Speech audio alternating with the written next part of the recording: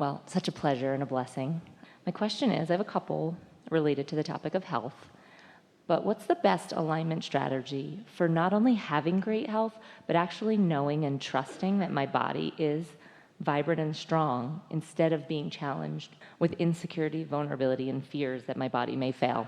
You've just got to practice the good feeling thoughts more, which means for right now, stay off the subject altogether, because you've thought the vulnerable thoughts more than you've thought the other thoughts. So right now, it would be a struggle for you to consistently think that. This is going to sound off the subject, but it's so on the subject that it's going to make you laugh. So a few weeks ago, there was a man in the hot seat, and he had created a new barbecue contraption that he wanted to introduce to the market. But he was worried about it because while he knows he's got something good, there's a lot to do before it can be viable in the marketplace and start making him any money. So after we played with him for a little while, and he just kept worrying, it's like he couldn't hear us because his thoughts about what wasn't going well had more momentum, so much so that he couldn't really even hear us very well. So we asked the audience, we said, would it help this person if he could feel satisfied more often? And everyone said yes. And then we asked the audience, who are always more clear-minded than the person in the hot seat, does he have to be satisfied about the barbecue thing? And they all said no, he just has to be satisfied. So if there were ever a subject that really applies to, it's the subject of physical bodily conditions, because you take your body almost everywhere you go. So it's on your mind a lot. Your body and money and love and, oh, well, there are things that or a lobotomy would help. It'll set you back a bit, but other than that. So just get off the subject if you can. Well, how can you stop thinking about something? Well, you can't stop thinking about it because you're thinking about the thing that you decide to stop thinking about. I'm not going to think about this thing any more than I'm thinking about because it's not good for me to think about this thing that I'm thinking about, but I'm not going to think about this thing that it doesn't work. So you have to find something else to think about. So are there other things that are of interest to you? Other things that ring your bells? Other things that you feel thrilled about or excited about or in love about? Just get your attention on some other things and let your worrisome thoughts stop being renewed. Just let them peter out. They will. If you don't give attention to them, they won't stay active within you. You're the only one that's keeping them active. Sure. That definitely resonates. I had a lot of health problems in my 20s, but then I came into a book called You Could Heal Your Life by Louise Hay, which is extremely empowering at the time. I was able to identify certain things must have meaning. And then when I aligned my energy to the new positive thought, a more satisfying thought, a lot of my health challenges dissipated. As I have recently up-leveled. In other words, what you did, you sort of rewired yourself. You said, because I thought that, this happened, and because I thought that, this happened, because I thought that, this happened. There can be productivity in that, but there's also a little bit of entrapment in that, judgment. too. Now, later, as I've evolved my consciousness, and I'm like, that worked back then, but now my basis of reality has elevated, and so it doesn't feel as good to go put meaning or label to, oh, my back hurts, it must mean that I must have money problems, or my right arm hurts, it must mean I have masculine stuff going on. So the book was excellent for a period, but then now I feel like I just don't choose to have my body communicate that way with me. I choose to get the awareness. But in all of on. this, you're not doing the only thing we ask you to do, which is get off the subject. Yeah. Which I find is harder when there's a physical, for whatever reason. It's harder when there's momentum going. Yes, you don't have to explain it to us. We know there's momentum going, but you just got to let that momentum peter out. And it peters out a little bit in the night. It dissipates altogether when you're focused on other things. You've just got to decide, is this thought satisfying or not? And if it's satisfying, stay with it. If it isn't, find another one. But the reason that we encourage you to change the subject is because when you have so much momentum going for so long, then almost every thought you have is not satisfying. So you say, is this satisfying? No. Is this satisfying? No. Is this satisfying? No. Is this satisfying? No. How about this one? Nope. How about this one? Nope, nope, nope, nope, nope, nope, nope, nope, nope. Time to go to bed. Is this satisfying? Nope. Is this satisfying? Nope. Is this satisfying? You just want to find something that's satisfying. And there are so many things that are easy to find that are satisfying. I agreed. People might look at someone who's having this situation and they might think, just give it a rest. Well, that's easier said than done, because law of attraction has those thoughts going. A belief is a thought that you continue to think. So understand it And don't be mad at yourself about it. Just understand it. And then find some other thoughts that are also easy to think. Yeah. Interestingly enough, I was in the hot seat last year, and right after that, a bunch of stuff kicked up.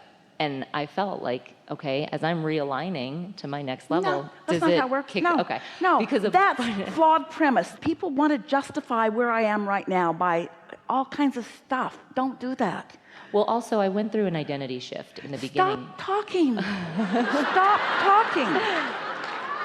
Every word that comes out of your mouth is working against the thing you want.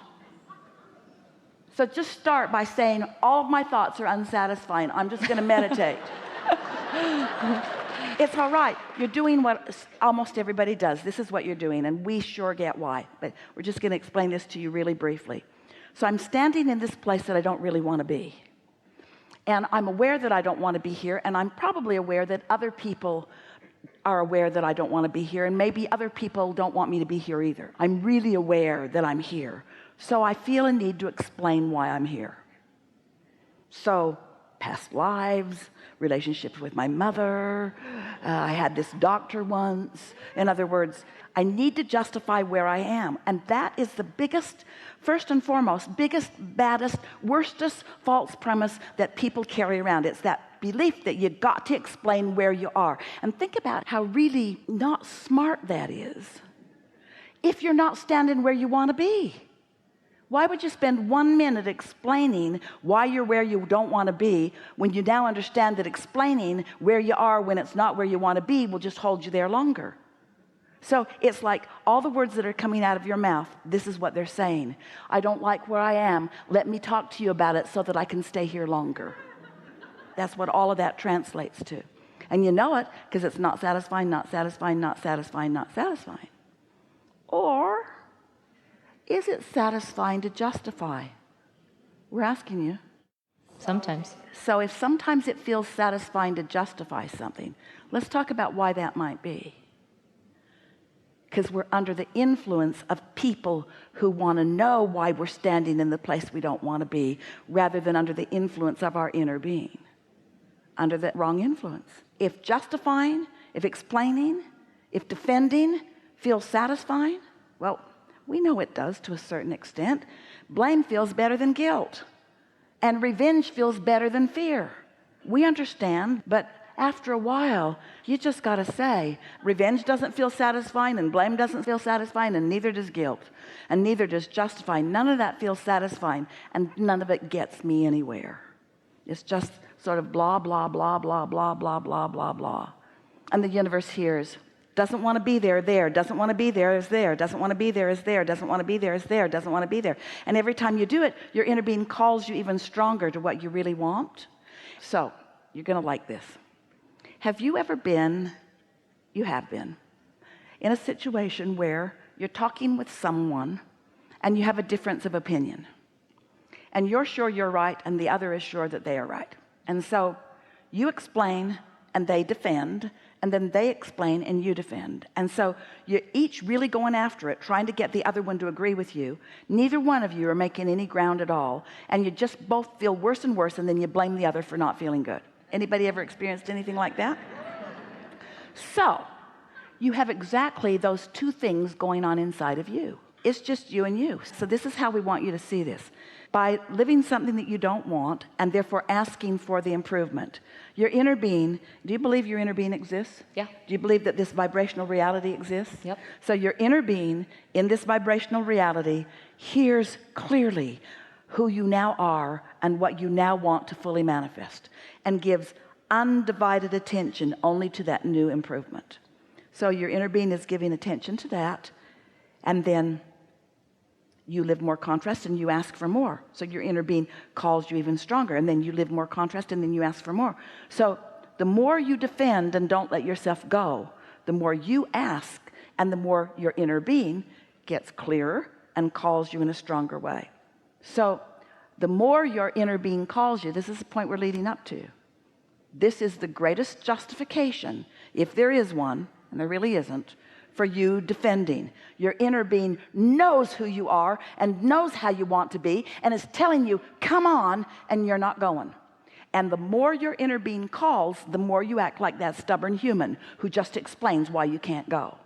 And that's what you've been doing with us since you've been sitting here. It's a human thing you've picked up along your physical trail. We get the sort of human illogic in the logic. We understand why so many do it. You're certainly not the only one. Everybody in this room does it to some extent. So stop it. So you can't stop it, but what can you start? What can you do instead of that? What can you do? Well, and I've been laying down new tracks. So as I mentioned, I went through an identity shift that really No, forced me to... stop it. Stop it. Well, what I'm saying is I've made choices consciously that no, and I have friends that surround me. Wait, I made conscious choices. Yeah. Yes, not I made conscious choices. No. Yeah, I made conscious choices to... Yes. Yes. To?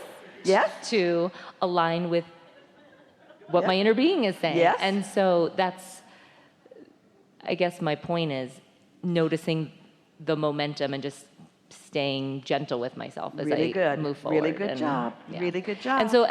And the question initially was, do you have any strategies? But my Well, strategy we're has just been full of strategy. We just consistent spewed with strategy it. all over Yeah. you. I've just been consistent with it, and then noticing. Wait. You really want to say that? Noticing when I'm out of alignment to move back into alignment. Is that satisfying? Is it satisfying to fess up like that? I've been bad, Abraham. We're really nitpicking No, here. I appreciate We're really, it. It's really good. nitpicking, but you got to catch it in the early stages, and you've got to stay off the subject. So we'd like to take a minute with you and get on another subject. So what's ringing your bells these days? What you got going on that is thrilling to you? A new women's empowerment program that I'm launching Yeah? about being turned on, tuned in, desiring, bringing your sexy back. That's what it's called. About what? It's called bringing sexy back. Bringing your sexy back, feeling tapped and tuned in to your desire, your pleasure, what it is that truly lights you up, because that's what is in alignment with inner being, and I know Well, that's what are been you my doing journey. asking us questions? You've got it all figured out.